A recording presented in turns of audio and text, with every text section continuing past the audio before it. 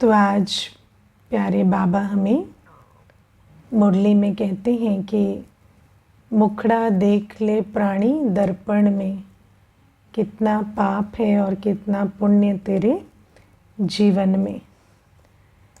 तो बाबा हमें मुरली में समझाते हैं कि आत्मा को अपने दिल के दर्पण में अपना मुखड़ा देखना होगा कि मेरे जीवन में कितना पाप और कितना पुण्य है।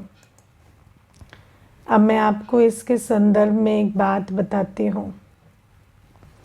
एक भाई था, तो उसने मुझे अपने गृहस्थ की बातें बताई और जो भी रहा उसमें पत्नी भी छोड़कर चली गई थी, बच्चे को भी लेकर चली गई थी, स्ट्रेस था, डिप्रेशन था, सब कुछ था। फिर उसने मुझे पूछा कि मेरे साथ ऐसा क्यों हुआ। तो मैंने उसको पूछा कि आप थोड़ा दिल दर्पण में झांक कर अपने आप को पूछो, कहीं आपसे कोई गलती तो नहीं हुई। तो जैसा उसने मुझे बताया था, मुझे ऐसा आभास हुआ कि उसके जीवन में क्रोध भी बहुत था, बैलेंस की भी कमी थी, गलतियां भी हुई हैं, बहुत सारी बातें भी, कर्म भी हुए हैं बिगड़े हुए। तो जब मैंने उसको पूछा कि आप दिल में झांक कर मुझे बताओ कि आपको लगता है कि आपसे कोई गलती हुई है, तो मुझे कहता है नहीं, मैं अपने दिल में रोज़ झांक कर देखता हूँ और मैंने कोई गलती नहीं की है, मुझसे कोई गलती नहीं हुई है। तो मैंने उसको कहा कोई बात नहीं, आप अभी टाइम लो, कोई हड़बड़ी नहीं है, 1 दिन 2 दिन 4 दिन लगाओ और अच्छे से सोचो। तो मुझे 4 दिन के बाद भी कहता है कि मेरे हिसाब से तो मेरी तरफ से कोई गलती नहीं हुई है। अब सचमुच देखा जाए तो जो आज बाबा कहते हैं कि दिल दर्पण में झांक कर देखो कि कितना पाप है कितना पुण्य, तो सबसे पहली बात है कि दिल दर्पण में झांक कर तो तभी दिखाई देगा ना जब दर्पण साफ होगा। अगर आपका दर्पण ही साफ नहीं है तो आप झांक कर देखेंगे तो आपको सही तस्वीर दिखाई नहीं देगी। इसीलिए बाबा ये जो मुरली चलाते हैं ये बच्चों के लिए चलाते हैं। और बच्चे कौन? जो रोज़ ज्ञान से सींचे जा रहे हैं, जो रोज़ ज्ञान सुन रहे हैं। और जैसे जैसे ये ज्ञान, शिव बाबा का ये मीठा ज्ञान, स्वच्छ बनाने वाला ज्ञान बुद्धि में समाता है, तो वैसे वैसे आत्मा की दिल का जो दर्पण है वो साफ होता जाता है और पाप पुण्य की पहचान होती जाती है। अब इसमें एक चीज़ हम समझेंगे कि बुद्धि का हिस्सा है दिल, है ना। जब हम दिल कहते हैं तो दिल यहाँ नहीं है, दिल कहाँ है? दिल यहाँ है है ना। तो कोई कहते हैं ना कि आप हमारे दिल में आ गए हो और अब, है ना, अब दिन भर हम आपके बारे में सोचते रहते हैं। तो सोचते क्या यहाँ से हैं क्या? सोचते तो यहाँ है ना। तो दिल में आ जाना माना आत्मा, जो आत्मा के अंदर बुद्धि है वो बुद्धि वहाँ अटक गई है ना, वो बुद्धि वहीं पे ही फंसी रहती है। तो दिल जो है वो बुद्धि का हिस्सा है। और जब हम कहते हैं दिल दर्पण साफ होना, तो ज्ञान युक्त बुद्धि बनना। जब बुद्धि में ज्ञान समाता है तो इसका मतलब है कि दिल दर्पण साफ होता जाता है। अब एक चीज़ हम बुद्धि के बारे में समझेंगे कि जैसे आज पाप पुण्य की बात हो रही है, तो हमारी बुद्धि ही हमेशा ये परखती है कि सही क्या है, गलत क्या है, पाप क्या है, पुण्य क्या है। लेकिन ये जो बुद्धि है ये थोड़ी बहुत जीपीएस की तरह काम करती है ना। आप जब गाड़ी चलाते हैं, रास्ता नहीं मिलता तो आप जीपीएस ऑन करते हैं ना। तो क्या होता है कि जब आप जीपीएस ऑन करते हैं तो जीपीएस आपको बताता है यहाँ जाओ, यहाँ मत जाओ, ऐसे ये टर्न लो, ये मत लो।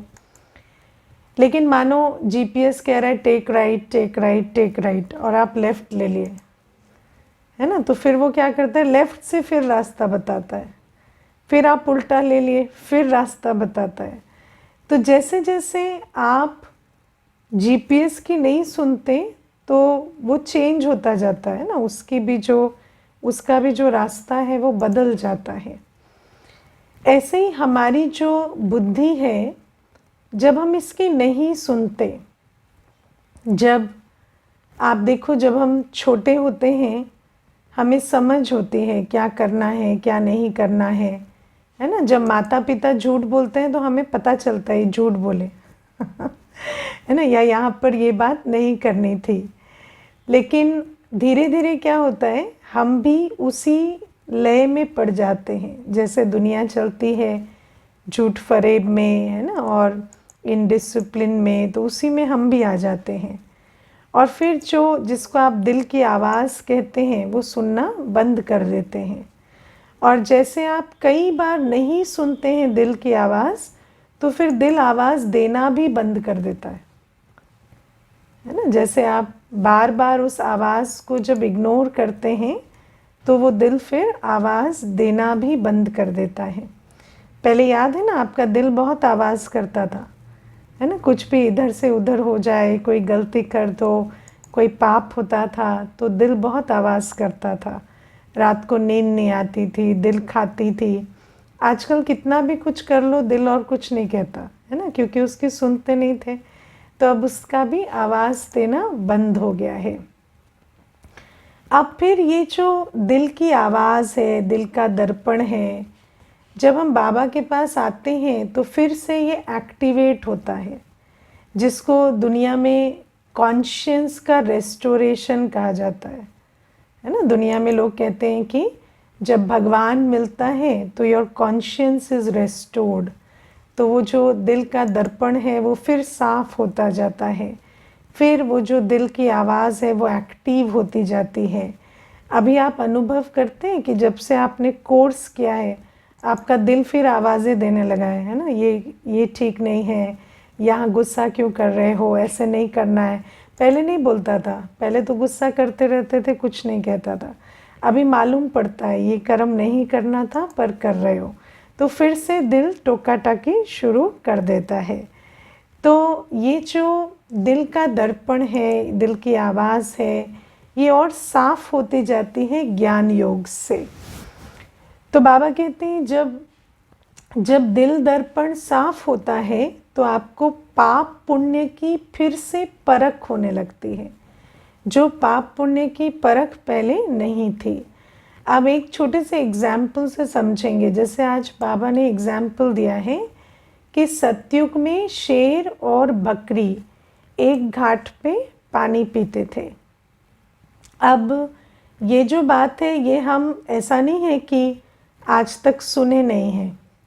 ये जो बात है कि सतयुग में एक घाट पर शेर और बकरी पानी पीते हैं, ये बात हर धर्म में कही जाती है।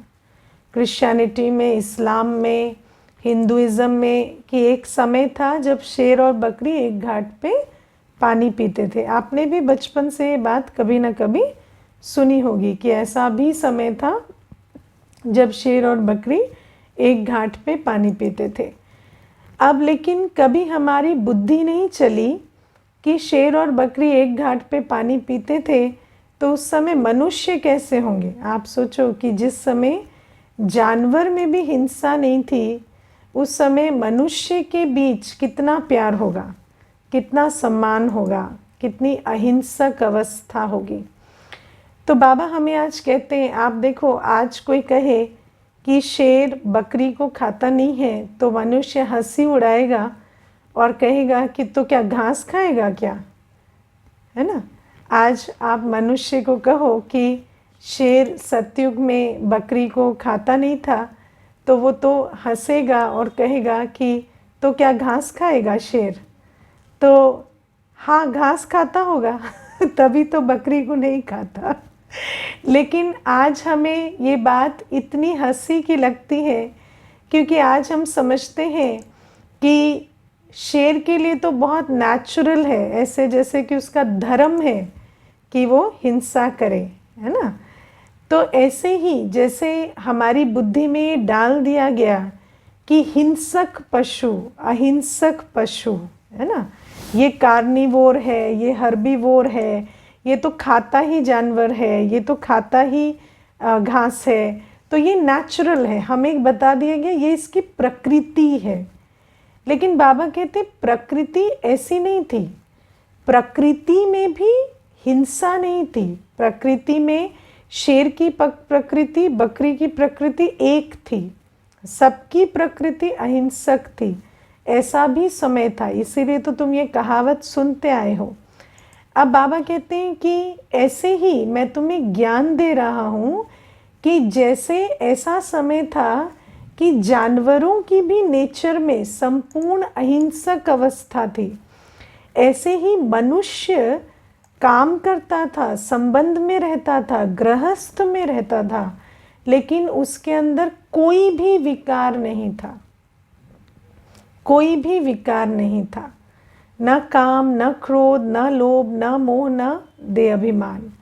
अब आप सोचो, आज हम सोचते हैं कि बच्चा पिता को क्रोध करे ये तो गलत, लेकिन पिता बच्चे पे क्रोध करे नॉर्मल, नेचुरल, करेक्ट, है ना। कई बार तो ये भी कहते हैं लातों के भूत, है ना, बातों से मानते नहीं है है ना, इनको मारेंगे तो ही समझेंगे। तो माता पिता क्रोध करे करेक्ट, है ना, बच्चा क्रोध करे माता पिता पे गलत, बच्चा दूसरे पे क्रोध करे करेक्ट तो हम आज ये जो विकार है, जैसे हमने जानवरों के लिए कह दिया ना, ये तो इनकी नेचर है, ऐसा तो होना ही चाहिए, ऐसे हम हर संबंध की नेचर को डिफाइन कर देते हैं।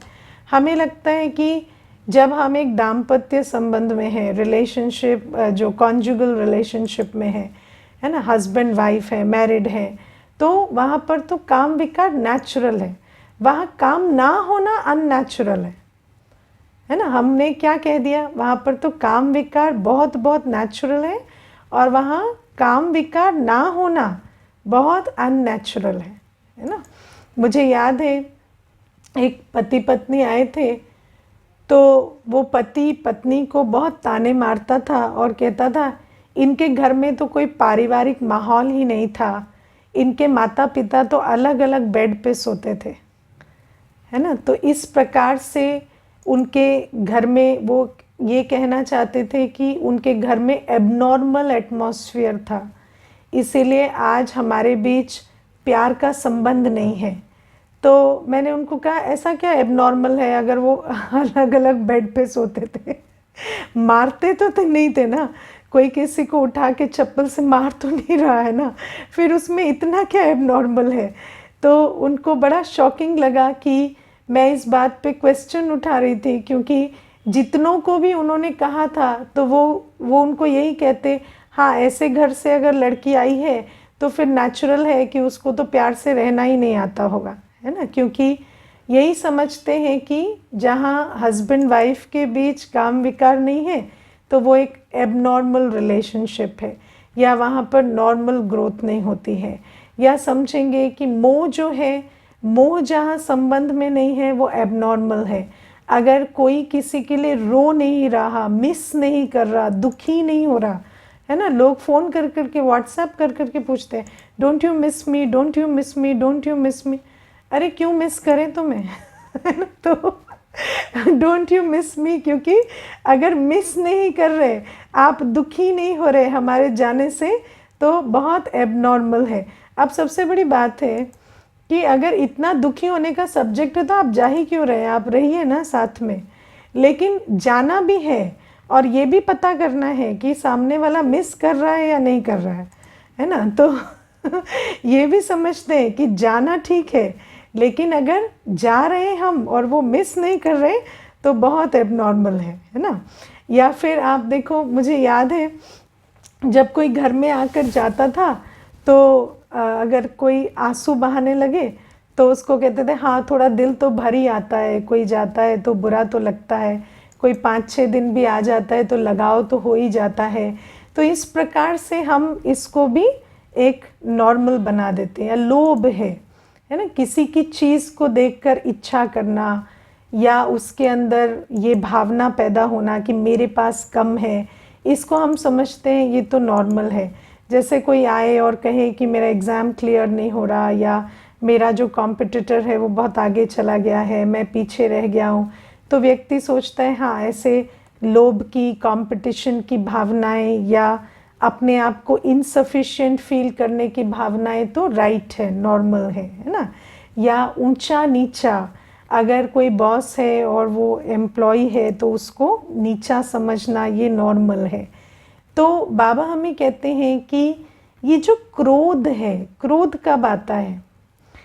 जब आपके काम विकार के ऑब्जेक्ट को कोई अटैक करे, है ना। क्रोध कब आता है? मनुष्य काम, लोभ, मोह और देह अभिमान में फंसा रहता है, और जब उसके जो काम, लोभ, मोह और देह अभिमान की जो सेंसिबिलिटी है, वो जो कहती है, वो अगर पूरा नहीं होता तो उसको क्रोध आता है कि नहीं, है ना। देखो कितना मीठा संबंध होता है युगल में, हस्बैंड वाइफ में, लेकिन अगर काम विकार की पूर्ति ना हो तो फिर वही व्यक्ति, है ना, मार पिटाई पर या गाली गलौज पे भी उतर आता है क्योंकि उसको ऐसा लगता है, क्रोध जो है, क्योंकि काम विकार की पूर्ति नहीं हुई तो क्रोध आएगा, लोभ की पूर्ति नहीं हुई तो क्रोध आएगा, है ना। जब अनसक्सेसफुल रहते हैं, कोई चीज़ चाहते हैं नहीं मिलती तो फ्रस्ट्रेशन, एंगर, ये सारी चीज़ें आती हैं। या मोह है, जिससे आपका अटैचमेंट है वो आपका बन के नहीं रह रहा, है ना, या वो आपके हिसाब से नहीं चल रहा, तो वहाँ पर भी आपको क्रोध आएगा। या अगर देह अभिमान है, ईगो है, आप अपने को बड़ा समझते हैं लेकिन सामने वाला छोटा समझने को राज़ी ही नहीं है ना छोटा समझने को या आपकी मानने को राज़ी नहीं है, तो वहाँ पर फिर क्रोध आता है कि ये कम कमाता है, फिर ये कहते हैं ना इसमें है क्या जो ये इतने ताव में रहता है ना, ना ये कमाता है, ना ये पढ़ता है, ना इसमें कोई गुण है, तो क्या तुम्हारी डांट खाता रहे? अगर उसमें कोई गुण नहीं है, वो नहीं कमाता, नहीं पढ़ता, तो क्या तुम्हारी डांट खाता रहे? लेकिन ये समझते हैं कि फिर मेरा, अगर ये मेरी नहीं सुनता या मेरी नहीं मानता और इसमें कोई योग्यता नहीं है, या हम इनको खिला रहे हैं, इनके लिए कमा रहे हैं या इनका भरण पोषण कर रहे हैं, तो फिर हमें गुस्सा नेचुरल है कि ये करते भी कुछ नहीं है और हमारी सुनकर भी नहीं चलते हैं। तो बाबा हमें कहते हैं कि ये जो विकार है ना, जहाँ काम होगा, जहाँ लोभ होगा, जहाँ मोह होगा, जहाँ अहंकार होगा, वहाँ क्रोध डेफिनेटली होगा। ऐसा नहीं हो सकता कि वहाँ क्रोध ना हो, है ना। वैसे दुनिया में लोग बहुत मीठे, जिनकी नेचर बहुत मीठेपन की है, बहुत प्यार से चलते हैं, उनकी भी जहाँ विकारों की पूर्ति नहीं होती वहाँ उनको भी बहुत क्रोध आता है ना। ईगो को कोई अटैक कर दे या ऑब्जेक्ट ऑफ लस्ट या ऑब्जेक्ट ऑफ ग्रीड को आपसे दूर कर दे तो फिर वहाँ पर गुस्सा आता है। अब बाबा कहते हैं कि हर एक के साथ मीठा होकर चलो। आज बाबा ने कहा ना कि पहले तो ये समझो कि जहाँ विकार है वहाँ पाप बन रहा है। ये मत समझो कि काम विकार जब पति पत्नी के बीच है तो पाप नहीं है, बाकी जगह पाप है, क्योंकि हमें यही सिखाया गया है कि कहीं पर लोभ, कहीं पर मोह, कहीं पर, कई बार कहेंगे ना ये तुम्हारा नहीं है, तो उस पर अटैचमेंट जताना ठीक नहीं है ना। जैसे एक बहन आई थी तो वो कहती कि मेरे भाई के साथ मेरा बहुत अटैचमेंट है और अभी उसकी शादी हो गई है तो वो मुझे इतना टाइम नहीं देता, अटेंशन नहीं देता, तो मेरी माँ रोज़ मुझे बिठा के समझाती है कि बेटा ऐसे भाई से इतना अटैचमेंट नहीं रख सकते, है ना। तो आप ये समझते हैं कि अपने बच्चे से, युगल से, इनसे तो अटैचमेंट रखो, लेकिन भाई से अभी नहीं रख सकते, क्योंकि अभी भाई को दूसरे, है ना, किसी और के मोह में बंधना है। तो बाबा कहते हैं कि ये जो हम सोचते हैं ना कि एक संबंध में मोह नेचुरल है, दूसरे संबंध में मोह ठीक नहीं है, या मोह एक परिस्थिति में ठीक है, दूसरी परिस्थिति में ठीक नहीं है, या ईगो जो है वो एक जगह तो ठीक है जहाँ आप ऊपर हैं, लेकिन जब आप छोटे हैं, नीचे हैं, तो ईगो ठीक नहीं है। तो हमें ये लॉजिक दिया गया है कि काम, लोभ, मोह, देह अभिमान हमेशा बुरे नहीं है, कभी कभी बुरे हैं, है ना, कभी कभी, depending on the time, situation, context, ये तब विकार है, हमेशा विकार नहीं है। लेकिन बाबा कहते हैं इसी, ये जो अज्ञान तुम्हारी बुद्धि में भरा हुआ है ना, इसी कारण से तुम पाप करते चले जा रहे हो, लेकिन तुम्हें पाप और पुण्य की पहचान नहीं हो रही है कि तुम कितना पाप कर रहे हो, क्योंकि तुम्हें ये सिखा दिया गया है कि इस कॉन्टेक्स्ट में, इस परिस्थिति में ये वाला विकार नॉर्मल और नेचुरल है। जैसे अभी कोविड आया तो सबने क्या किया, कहा डर तो लगता ही है ना, ये तो नेचुरल है, हर एक को डर लग रहा है। अब ये नेचुरल है, नेचुरल है, अब अदरवाइज कहते हैं डरना नहीं चाहिए, लेकिन अभी नेचुरल है करके हर एक का दिल जो है वो डर से भर गया है ना। अभी भी आप देखो 2 वर्ष हो गए, लेकिन वो जो 2 वर्षों में वो जो सोच, वो जो कर्म किए हैं, उसके असर मन पर भी और शरीर पर भी वो बने हुए हैं। क्यों? क्योंकि वो जो समय में डर को नेचुरल कह दिया। तो बाबा कहते हैं रावण मत तुम्हें ये सिखाती है, जब तुम्हारी बुद्धि में रावण मत भर जाती है ना, तुम्हारी दिल दर्पण में ऐसा नज़र आता है कि इन सिचुएशंस में ये विकार नॉर्मल है, नेचुरल है, और वहाँ पर आपको कोई गिल्ट नहीं होता, वहाँ पर दिल खाती नहीं है, वहाँ पर ऐसा लगता है कि हाँ हमने तो राइट किया है, क्योंकि इस परिस्थिति में तो क्रोध नेचुरल है, इस परिस्थिति में तो, है ना। आप कोई कहे कि जिससे आपका बहुत अटैचमेंट है वो आपको पूछ नहीं रहा, है ना, अब अटैचमेंट है जिससे, उसके लिए तो आपने किया भी बहुत होगा, ऐसा तो नहीं है कि अटैचमेंट बिना कुछ किए होता है। अब मैं आपको एक एग्जाम्पल देती हूँ।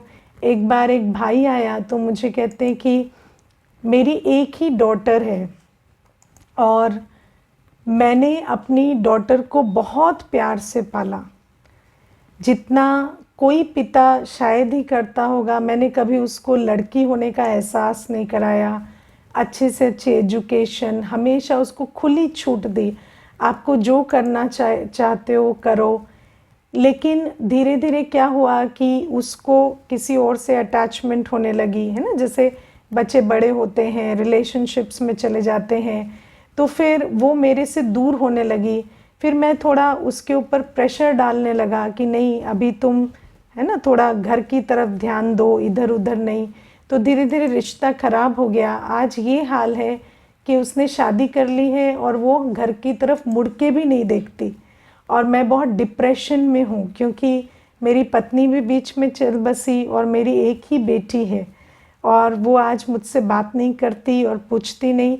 तो आप मुझे बताओ कि एज अ फादर मैंने क्या गलती की, है ना। तो कई बार क्या होता है कि हमें ऐसा लगने लगता है कि जो मोह में है, जिसने इतना किया, उसको तो उसने, पिताजी ने क्यों किया, मोह में किया ना, अटैचमेंट में किया।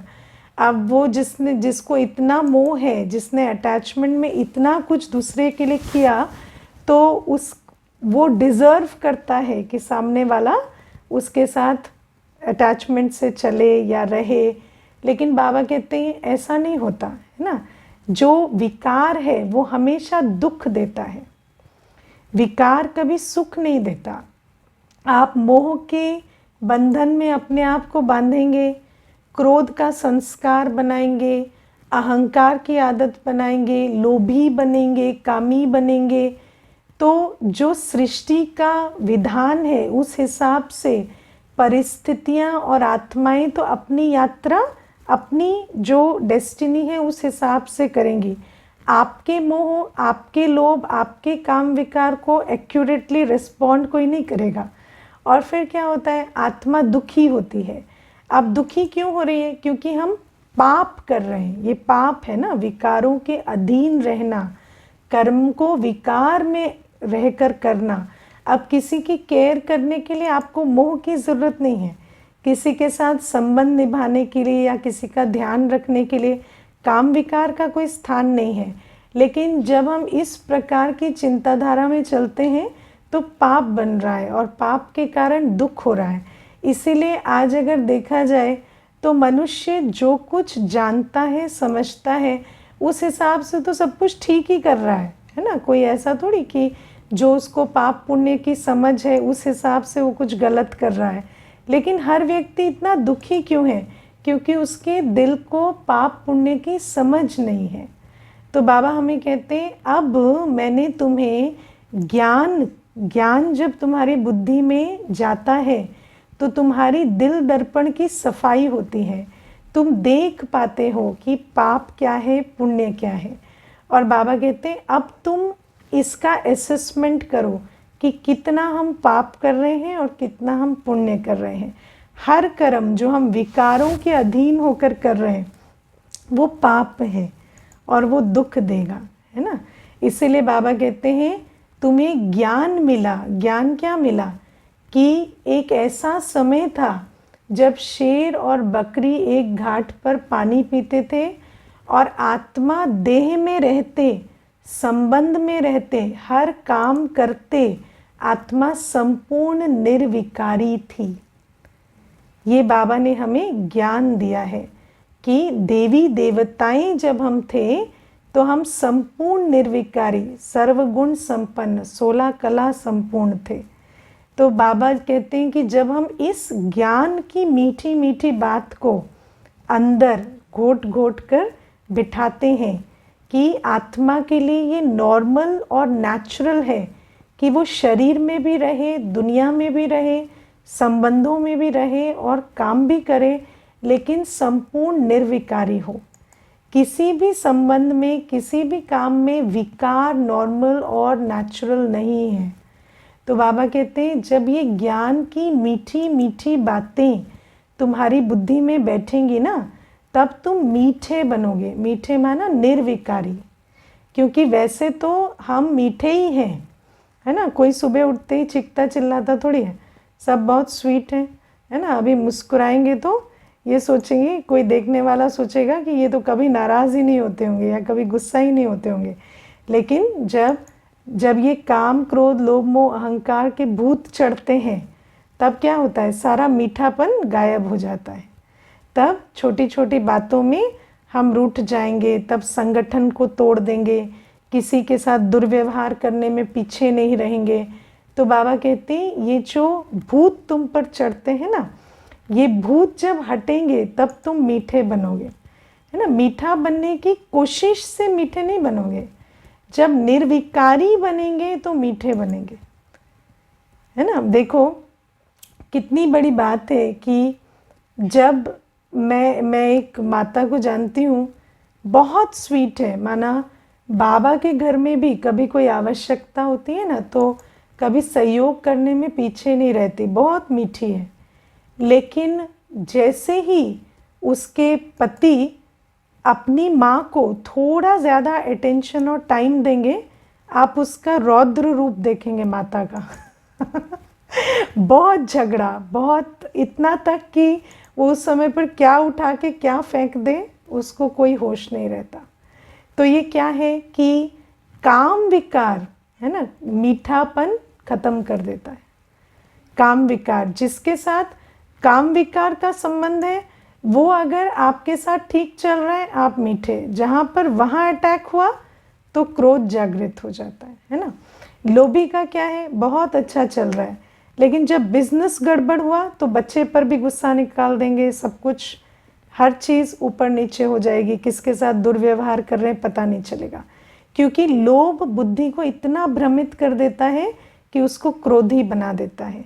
मोह का भी ऐसा ही है ना, जिससे प्यार है, जिससे अटैचमेंट है, फिर कहेंगे उनके बिना आप दुनिया में क्या रखा है ना, तो सबके साथ इल ट्रीटमेंट, भले वो एक जो जिसके साथ अटैचमेंट है वो आपके हिसाब से नहीं चल रहा, लेकिन 4 आत्माएं आपके साथ बहुत प्यार से चल रही हैं, लेकिन उनके साथ डोंट केयर वाला एटीट्यूड रखना या उनके ऊपर गुस्सा करने में टाइम नहीं लगाएंगे। क्यों? क्योंकि वो जिससे मोह है ना वो ठीक से नहीं चल रहा साथ में। तो बाबा कहते हैं ये जो मीठापन है ये तब तक नहीं आ सकता जब तक ये ज्ञान ठीक से बुद्धि में नहीं बैठेगा कि ये नॉर्मल और नेचुरल है कि आत्मा संबंध में रहे, शरीर में रहे, व्यवहार में रहे और व्यापार में रहे, कारोबार में रहे और कंप्लीटली निर्विकारी रहे। तो बाबा कहते हैं ये ज्ञान की मीठी मीठी बातें मैं तुम्हारी बुद्धि में बिठाता हूँ कि मैं तुम्हारा बाप हूँ, है ना। शिव बाबा कौन है? हमारा बाबा। और वो जो मेरा बाबा है वो आकर इतनी बड़ी दुनिया को पावन बनाने का इतना कर्तव्य करते हैं, हम बच्चों की इतनी पालना करते हैं, लेकिन सब कुछ करते हुए कभी विकारी बनते हैं? हाँ, बाबा कभी कहते हैं अभी तुम्हें 21 दिन का कोर्स कराया तुम ऐसे ही चल पड़े, कुछ नहीं, हाँ ना नमस्ते ना गुड बाय, कुछ नहीं, ऐसे ही चल पड़े, ऐसे कैसे? बाबा को गुस्सा आता है? बाबा अटैचमेंट में रहते हैं? नहीं। बाबा कैसे निस्वार्थ होके करते है ना। तो बाबा कहते हैं जैसे मैं करता हूँ, मैं हर बच्चे की पालना करता हूँ, विश्व परिवर्तन का कार्य करता हूँ, लेकिन मुझे कोई इच्छा नहीं है, मुझे कोई अटैचमेंट नहीं है, मुझे कोई देहाभिमान भी नहीं है। मैं ये भी नहीं कहता कि है ना मैं ही सबसे बड़ा हूँ।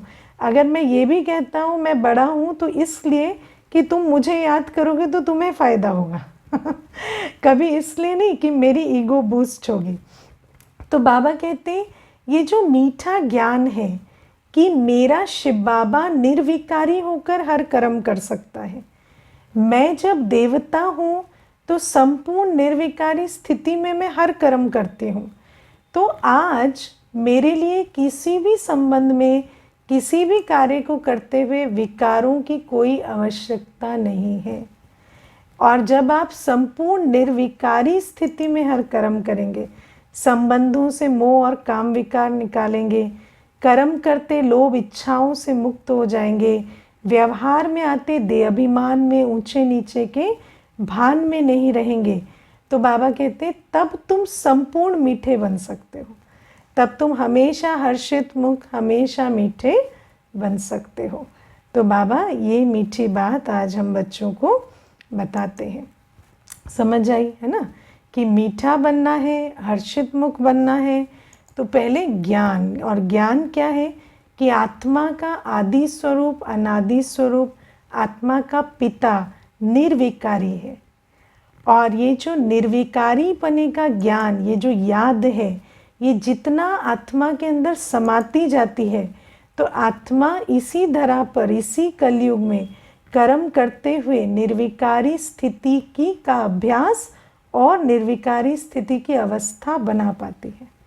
और ऐसी आत्मा जो है वो सदा हर्षित मुख और सदा है ना स्वीट रह पाती है, मीठी रह पाती है ना। देवताएं कभी ऐसे होते हैं कि मानो आपने आपको प्रसाद दिया है ना, और देवता के हाथ से लड्डू आपके हाथ में आया और आपने नहीं खाया, किसी और को दे दिया, हाँ, तो देवता नाराज़ हो जाएगा?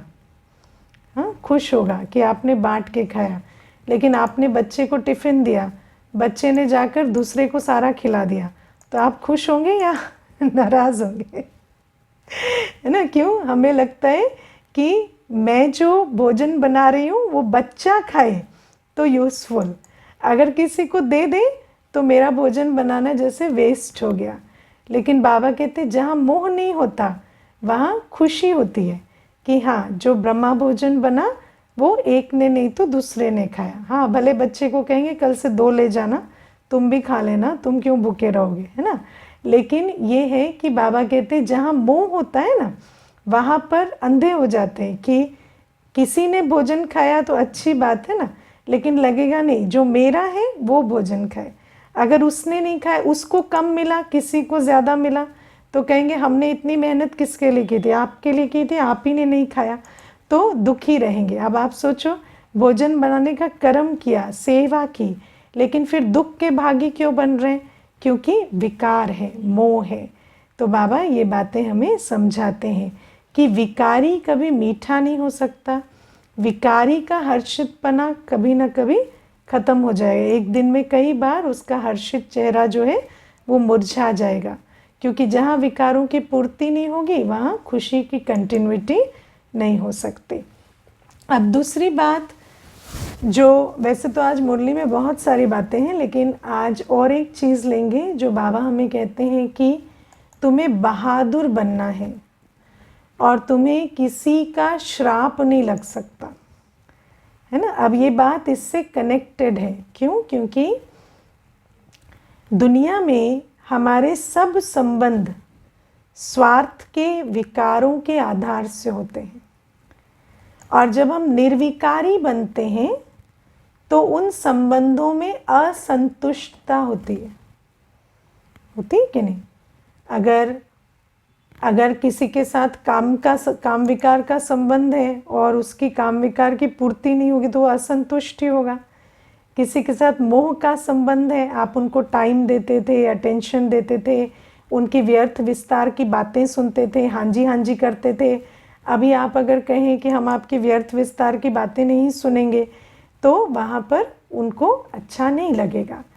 तो जहाँ विकारों का संबंध है, जब विकारों की पूर्ति नहीं होती, आप निर्विकारी बनेंगे तो उस आत्मा को असंतुष्टता होगी, और जब वो असंतुष्टता होती है तो वो क्रोध करते हैं, है ना। और क्रोध में क्या करते हैं? अपनी पोजीशन के हिसाब से ये कहते हैं कि हम आपको श्राप देते हैं, ठीक है ना। एक बहन को उसकी माँ ने कहा कि आप मेरा सपना पूरा नहीं कर रहे बच्चे को जन्म देने का, तो आपको मेरा श्राप लगेगा, क्योंकि मेरी आत्मा अतृप्त होके मरेगी, है ना। क्योंकि मेरी जो उम्मीद थी कि मेरी बेटी का एक बच्चा हो वो नहीं हुआ, तो इसलिए आपको मेरा श्राप लगेगा। तो बहन बहुत रो रही थी।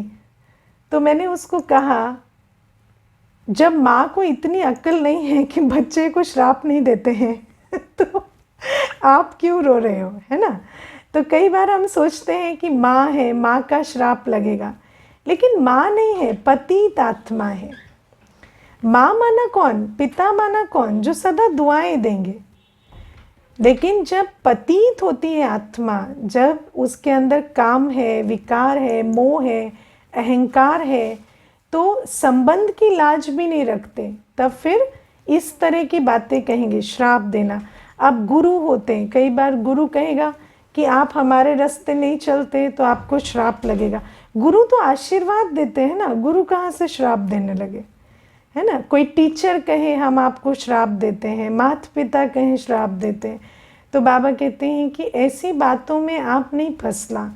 श्राप हमेशा विकारी देते। श्राप कौन देगा? श्राप कौन देगा? जिसको क्रोध आएगा। क्रोध तो विकारी को ही आएगा। आज समझा ना, जिसके अंदर काम है, मोह है, लोभ है, देह अभिमान है, उसी को क्रोध आएगा जब उसकी पूर्ति नहीं होगी। तो जब क्रोधी है, विकारी है, और आप निर्विकारी बन रहे हैं, तो आपको उसका श्राप लगेगा? कभी नहीं लगेगा। तो बाबा कहते हैं इस प्रकार की बातों से घबराना नहीं, क्योंकि जब हम निर्विकारी बनेंगे ना, अनेक प्रकार की असंतुष्टता आत्मा में दिखाई देगी। क्योंकि हर आत्मा आज कैसी है कि विकारों के आधार से वो अपनी जो विकारों की पूर्ति आपके आधार से कर रहे थे, अब जब उनको नहीं मिलेगा, मानो आप किसी के ऊपर बहुत एक्स्ट्रा पैसा खर्च कर रहे थे, अब आपको बाबा ने धन से कर्म बनता है सिखा दिया, अब आप उनको पैसे नहीं देते, वो आपको दुआएं थोड़ी देंगे, वो आपको श्राप ही देंगे कि कल तक तो ठीक ठाक पैसे दे रहा था, आज मुझे देता नहीं है। तो जब वो आपके ऊपर नाराज़ होंगे तो समझो कि जब किसी की विकारों की पूर्ति नहीं होती तो वो इस प्रकार से बिहेव करते हैं, लेकिन उसमें हमारा कुछ नहीं जाता है ना, उसमें हमें कोई श्राप नहीं लगने वाला है क्योंकि हम तो बाबा की श्रीमत पर चल रहे हैं, निर्विकारी बन रहे हैं, है ना। तो बाबा कहते हैं ऐसी बातों से घबराना नहीं। और मैंने तो आपको स्पष्ट बता दिया, है ना। बाबा भी मुरली में इतना स्पष्ट नहीं कह रहे लेकिन मैंने आपको स्पष्ट बता दिया। माता पिता भी इस प्रकार की बातें करते हैं ना, कि शादी नहीं की, बच्चा नहीं हुआ, सपना पूरा नहीं हुआ, आप कभी संतुष्ट नहीं रहेंगे, माता पिता के आंसू लगेंगे, आहें लगेंगी, पता नहीं क्या क्या। तो बाबा कहते हैं कि इस बात को समझो कि वो जो आत्मा है वो विकारों के वश है, और उसके अपने जो विकारी सिद्धांत है, विकारी आइडियाज़ है, उसके हिसाब से वो चल रहे हैं। और उसमें आपको, जैसे हर आत्मा के प्रति आपको शुभ भावना, कल्याण की भावना रखनी है, उनके लिए भी रखनी है ना। तो ऐसा नहीं कि कोई उनसे नाता तोड़ देना है या कुछ, लेकिन जैसे हर आत्मा के प्रति हम शुभ भावना रखते हैं, क्योंकि वो असंतुष्ट है, तो असंतुष्ट आत्मा को क्या देंगे, है ना, दुआएं देंगे, दान देंगे शांति का, कि अच्छा उनकी भी जो दिल है वो शांत हो जाए। बाकी उसमें आप डिस्टर्ब नहीं होना, बहादुर रहना। क्योंकि क्या होता है, बहादुर किस बात में रहना है, क्योंकि जब कोई विकारी होता है ना, अब हमारे अंदर भी तो टोटल विकार खत्म तो नहीं हो गया है ना, अभी तो संगम युग में ही है। तो क्या होता है कि किसी का विकार अपने विकार को ट्रिगर करने लगता है। कोई बहुत मोह में है, मोह के शब्द बहुत बोल रहा है, तो आपके अंदर भी वो मोह जागृत होने लगता है ना। कोई बहुत गुस्से में है, तो आपको भी फिर अंदर जो है वो क्रोध आने लगता है कि ऐसे कैसे कह सकते, वैसे कैसे कह सकते। तो बाबा हमें कहते हैं बहादुर इस बात में नहीं बनना कि उनको कुछ कहना है, बहादुर इस बात में बनना है कि उनका विकार मेरा विकार ना बन जाए। अब मुझे अपनी जो बुद्धि की क्लैरिटी है, अपनी जो निर्विकारी अवस्था है, अपनी जो समझ है, उसको क्लियर रखना है, और उनके लिए भी हम शुभ भावना रख सके, इतनी हमारी बुद्धि में स्पष्टता होनी चाहिए। इस बात में हमें बहादुर बनना है। तो बाबा कहते हैं जब तुम समझ जाते हो, बहादुर बन जाते हो, तो फिर उनका श्राप तो तुम्हें लगता नहीं, वो अलग बात, लेकिन तुम उनको दुआएं देकर उनकी स्थिति को भी ऊंचा कर सकते हो। ओके, ओम शांति।